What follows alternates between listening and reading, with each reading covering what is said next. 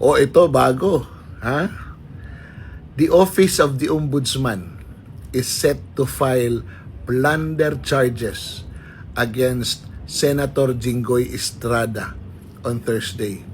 So sa Thursday, magfa-file na ng plunder charges laban kay Estrada. So, Senator Estrada, meron ka pa hanggang Thursday para, alam mo na, kung sakasakali na magdesisyon ka na mag-over the backod ka, Senator Lito Lapid, baka naman pwede ka nang tumambling. Ikaw si Ben Tumbling, di ba? Pwede ka nang tumambling. Lokohan lang naman to. Para ma-preserve lang yung present majority. Ha? Baka naman pwede. Mag-Ben-tumbling ka. Si Jinggoy naman, ano muna, over the backod. Ano nangyari sa Pilipinas? Pag hindi ka sumang-ayon, kaso. Pag magnakaw ka, libre. Pa dyan na makakakuha ng 16 votes ang anti-Sara team sa Senado. The Constitution is very clear. The senators have to convict the Vice President, remove her from office, and disqualify her perpetually from holding public office if they get 2/3 of the vote of the total senators.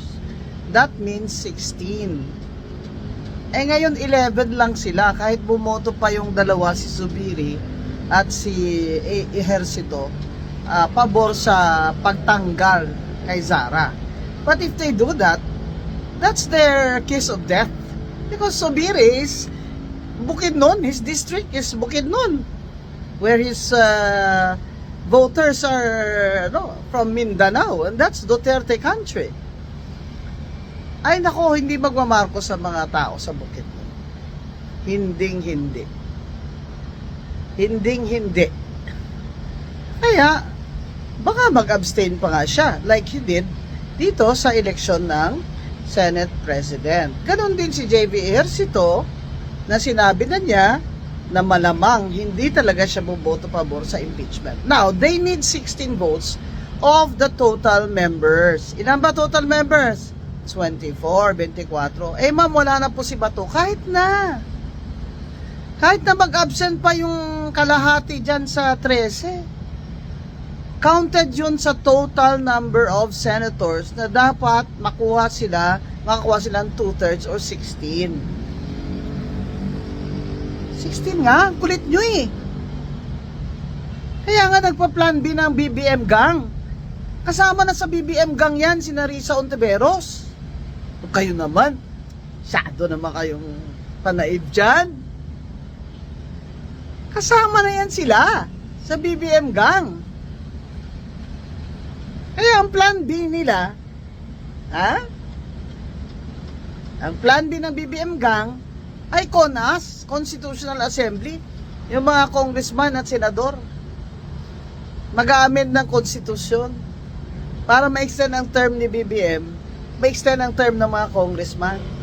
Mga hinayupak kayo. Abot na naman Supreme Court yung gagawin nyo, magkakagulo na naman tayo. Bagsak na stock market, ang peso ay halos wala ng kwenta. This is a failed government. Ayaw nyo pa rin makita na itong lahat na ito may kasalanan si BBM gang. Tapos gusto nyo pa manalo siya. At sumama naman kayo. Sasama pa kayo sa BBM gang para manalo kayo. Ano ka ba, Risa Ontiveros? Kung sa bagay, tahina ka naman talaga. 16 votes, mga kababayan. Hindi nila makukuha yon. Kaya magpa-plan B sila ng CONAS, these assholes. Protesta tayo dyan araw-araw. No way! Mag-eleksyon tayo. No way. Eleksyon sa 2028. Buti nga, dapat snap election ngayon eh. Snap election na, BBM. Tingnan natin kung talagang mahal ka ng tao.